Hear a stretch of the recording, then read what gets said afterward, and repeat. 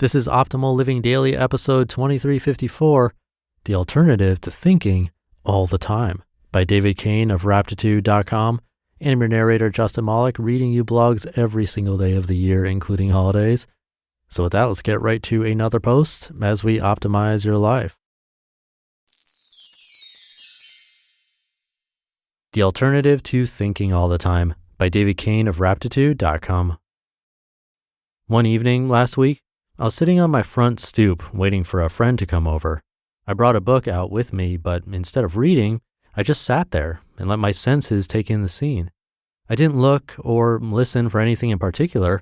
I just let the details of this particular moment in the neighborhood come to me. The quality of the air, heavy and warm, the incoming summer storm kind. Birds, two couples having a conversation down the sidewalk. The clinking of dishes coming from inside the house to my right. Distant hammering from a construction site somewhere in the blocks behind my house. There was also a scent that I only recently learned has a name, petrichor. It's the earthy scent of rain having just fallen on soil after a dry spell. You definitely know it. It's a big part of the overall flavor of the scene. I engage this kind of receptive awareness often, particularly when I'm waiting for someone, and there's something very satisfying about it. Every scene in our lives, whatever's unfolding at any given time in a front yard, a living room, a doctor's office, a grocery store, has its own unique tone and emotional signature, which you can notice if you're not talking in your head, which we usually are. Watching a moment unfold is way more interesting than the repetitive rumination you would otherwise be engaging in. There are a zillion combinations of tones and flavors, and each moment's ambience is different than any other one. Petrichor alone is worth returning to the present for. It's such a rich sensation.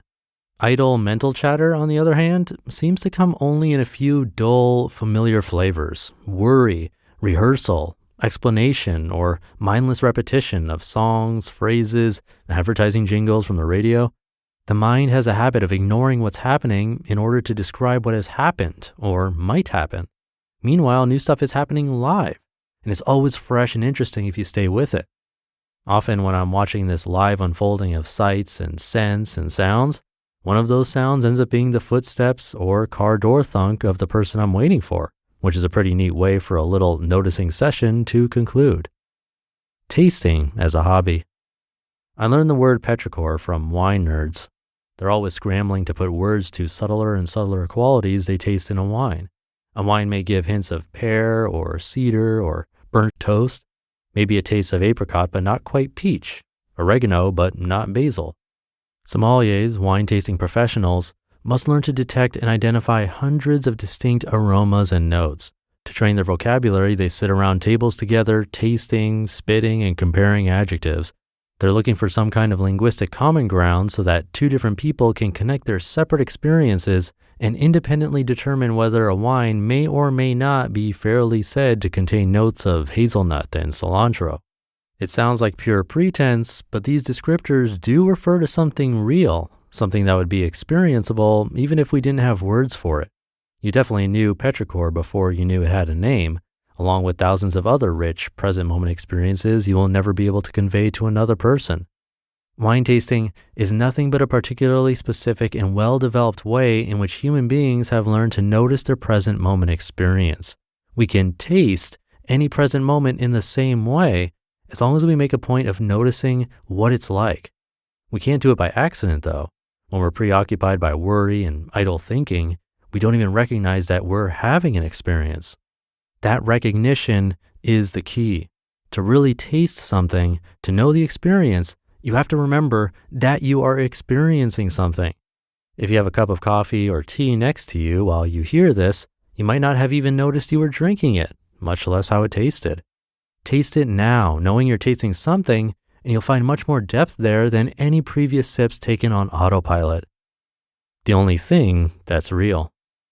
Usually we fail to give our experience much attention because our thoughts take it all. We can't bring the wine taster's level of attention to the current experience while we're fixated, as we usually are, on trying to manage our experiences in the abstract, planning, rehearsing, and reliving stuff happening in other places and at other times. Meanwhile, our precious experiences, which are ostensibly the reason we do all that ruminating, are missed.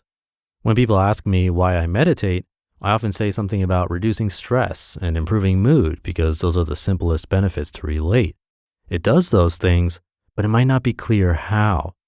You can think of meditation as time set aside just for tasting the present moment, just for seeing what's actually being offered, and putting aside other projects like planning or analyzing. Due to our conditioning, rumination barges in constantly on this dedicated tasting session. This is not a problem. You forget why you're there and fall into thinking, planning, rehearsing, but no worries, you just come back whenever you realize you're lost. That's the practice. It's not painful unless you insist you should already be better at it than you are. Over time, this intention to come back to the present to see how it tastes becomes natural. More and more rich experiences of ordinary things just happen. Without trying, you just start feeling the experience fully when you're starting your car, when you're settling into a lawn chair, when your friend's voice comes on through the phone. The richness in any ordinary experience when you're there for it can be unbelievable, and it happens more and more. It's the 21st century and mindfulness has entered the pop culture mainstream. Even science, as slow and careful as it is continually giving us reasons to investigate it for ourselves. Yet the most common reason given for not bothering with it is, I don't have time. Meanwhile, we lose years to aimless, ephemeral thinking. The primary experience of the adult human being continues to be rumination, with real life happening in the background. Life can disappear on us just like a cup of coffee consumed on autopilot. In other words, to really experience life itself, as opposed to just more thinking about life, we need to remember we're having an experience. Isn't that crazy? Most of your life, decades in all, will be spent not having the experience life is offering, but thinking about other experiences, striving to avoid certain ones and guarantee others, grasping at types of control and certainty we can never have. The whole time, just in the background, accessible in any moment you feel safe to drop the mental busywork of reactive planning and worrying, is a steady stream of sweet, interesting, and complex flavors, fresh ones arising in every moment. That might sound like more pretense, but it's the opposite. It's the only thing that's real. You just listened to the post titled The Alternative to Thinking All the Time by Cain of Raptitude.com. So I have years of experience meditating, at least 30 minutes a day, but usually it was more, daily for over a year. And even with that experience, I couldn't put into words as well as David did what meditation is all about, especially that line, most of your life, decades in all, will be spent not having the experience life is offering, but thinking about other experiences. That's so good. That's the reason to meditate right there. It sounds easy to just stop and smell the roses when reading about the idea of being present, but we're so conditioned to think all the time, it's harder than it sounds. And that's where the practice of meditation comes in. The objection I sometimes hear is, but thinking is good. Why would I not want to think? Well, I get that because sometimes some of my best ideas come when I'm not being present, like in the shower, for example. I get great ideas there. And Kristen Wong has a great article about this way back in episode 214 of this show. So it could be argued that many great ideas would never exist if we were just experiencing moments all the time and not letting our minds wander. And that's true. But that's where the confusion is.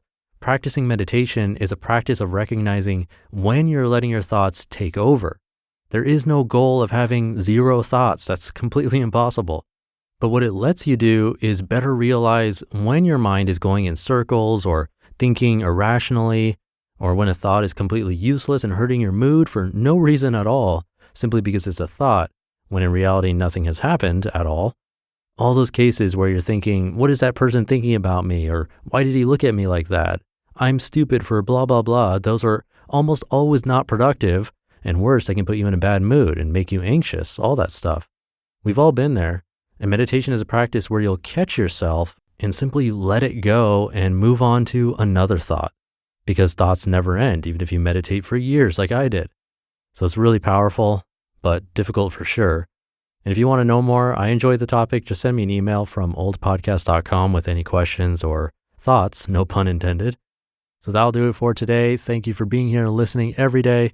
And I'll see you tomorrow for Minimalist Monday, where your optimal life awaits.